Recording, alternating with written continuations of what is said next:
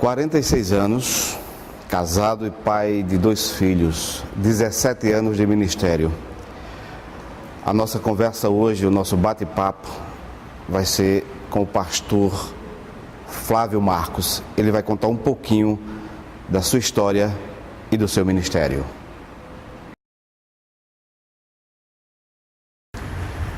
A minha conversão, ela poderia dizer que foi a tomada da consciência no ano de 88.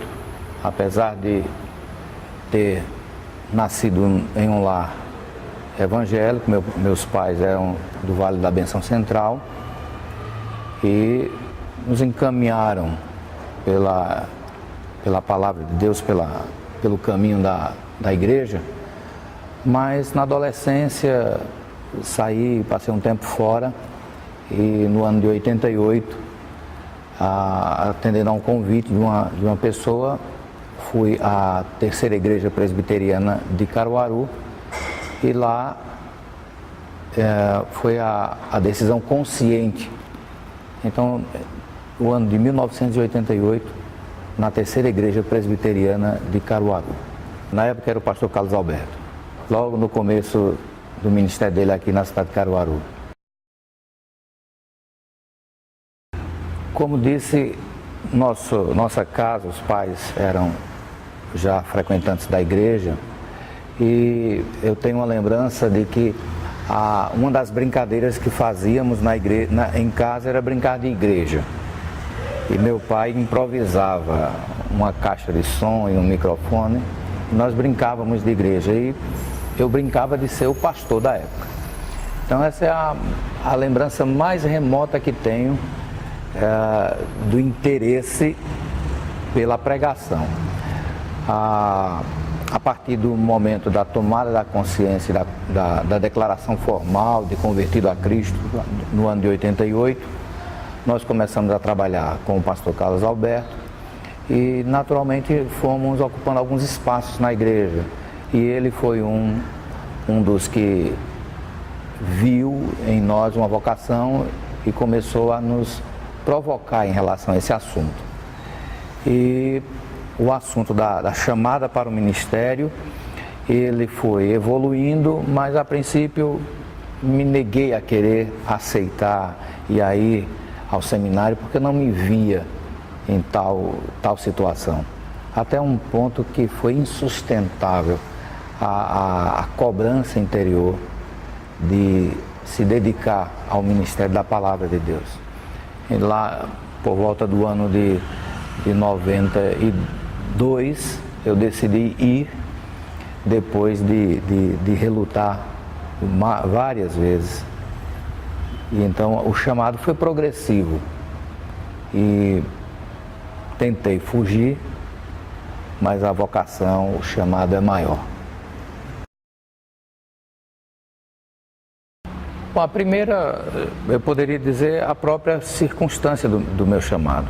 Eu sou uma pessoa mais intimista, mais catada, então isso já me colocava uma dificuldade do relacionamento com as pessoas. E a primeira confirmação se deu de pessoas chegarem a mim e observarem que poderia exercer o ministério pastoral. E esse jeito mais quieto, mais intimista, não tem impedido, graças a Deus, porque o exercício da liderança tem sido de forma graciosa e natural. Esta é a maior alegria de pessoas poderem olhar para nós e declararem que nos veem com a vocação pastoral. Essa situação, portanto, é uma das maiores alegrias. A segunda que eu trago foi o desafio de assumir a primeira igreja. A primeira igreja depois do ministério, ou melhor, a primeira igreja depois do seminário, foi uma cidade chamada de Barra de Guabiraba.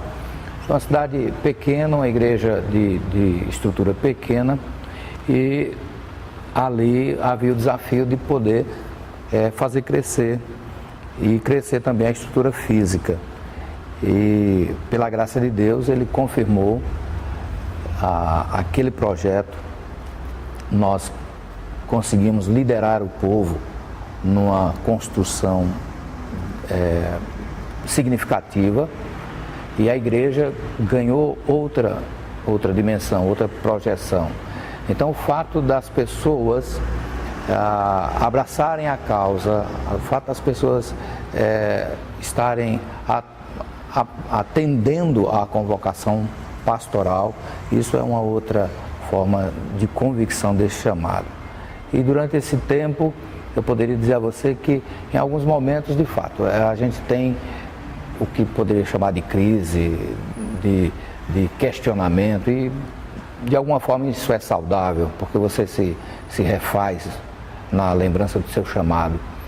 E algumas tentativas de pensar e dizer, eu vou tentar viver sem o ministério, mas a inquietação do chamado, a inquietação que esteve presente quando da convocação para entrar no ministério pastoral, volta, e isso entendemos que é confirmação de Deus daquilo que Ele tem chamado. A gente tenta algumas vezes até não cumprir, ou tentar fazer de outra forma, mas Deus traz a mesma convicção dos primeiros dias do chamado ministerial.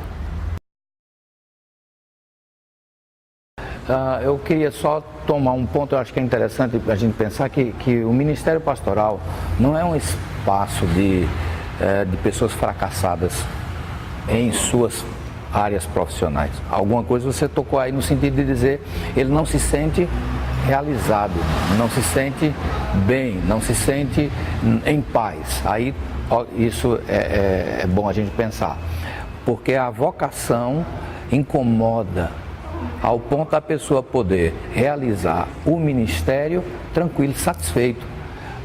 O valor econômico, a renda, salário, alguma coisa, não é o que determina a vocação pastoral. Nós temos conhecimento de muitas pessoas que, numa vida muito humilde, muito simples, encaram o ministério pastoral ou o ministério missionário, mas são realizadas, elas entendem que aquele é o projeto de Deus para a vida delas.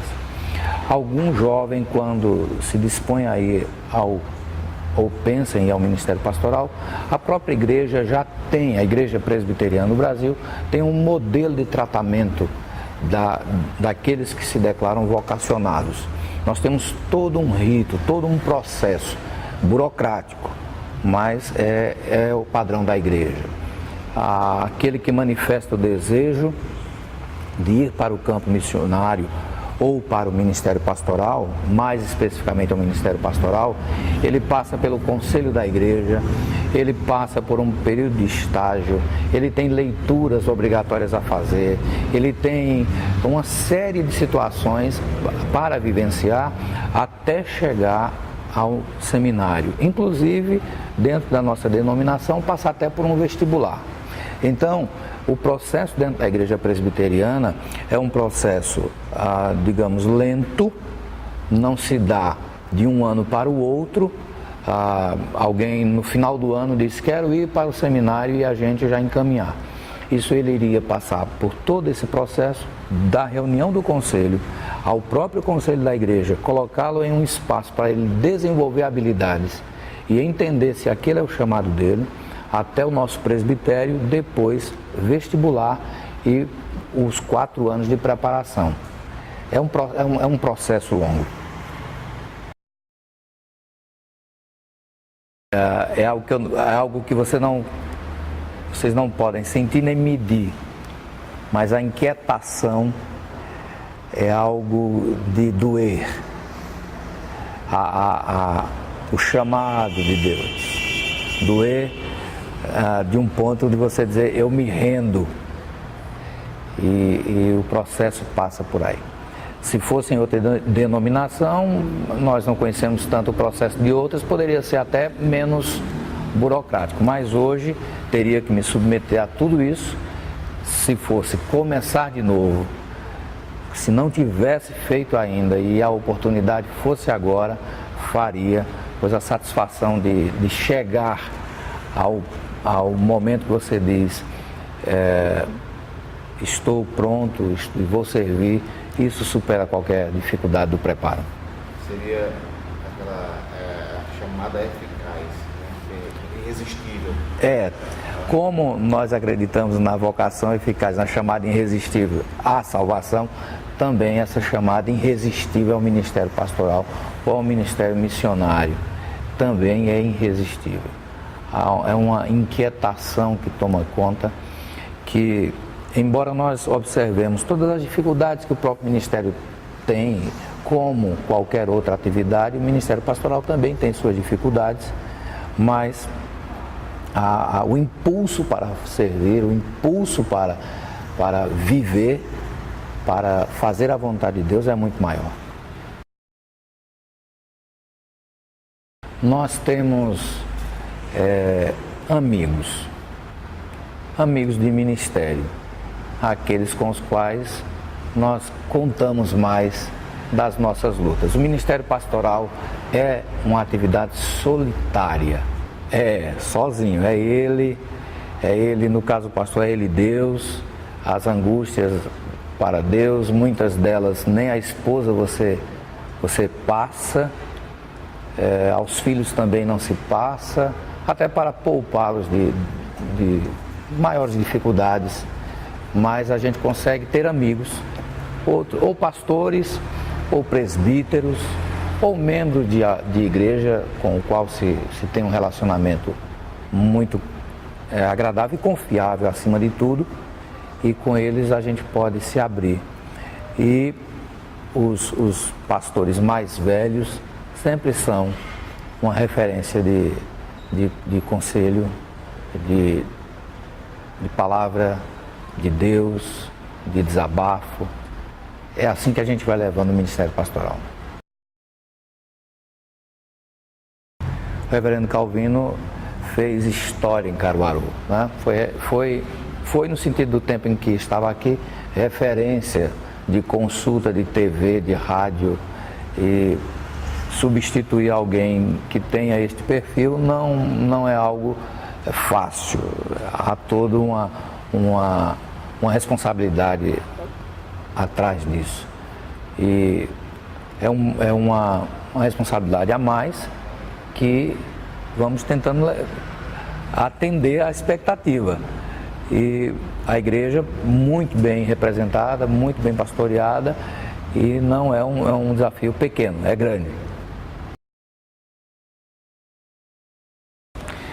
Eu gosto, até para recuperar a ideia daquele que foi um versículo texto da nossa formatura no seminário, quando Paulo, escrevendo a carta aos Coríntios, ele expõe a sua vocação, o seu chamado.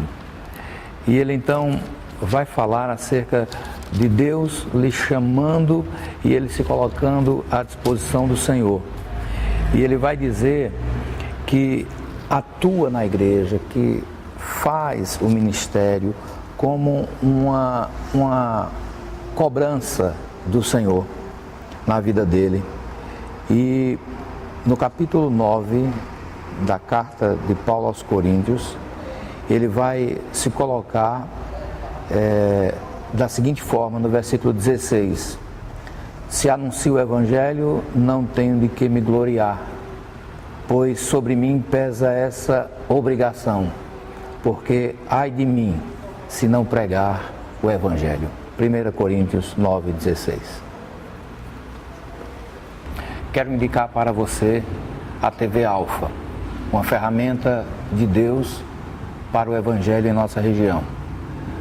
Aproveitando as tecnologias, a TV Alfa vem, através da internet, ser este canal, mais um canal de Deus para levar o Evangelho.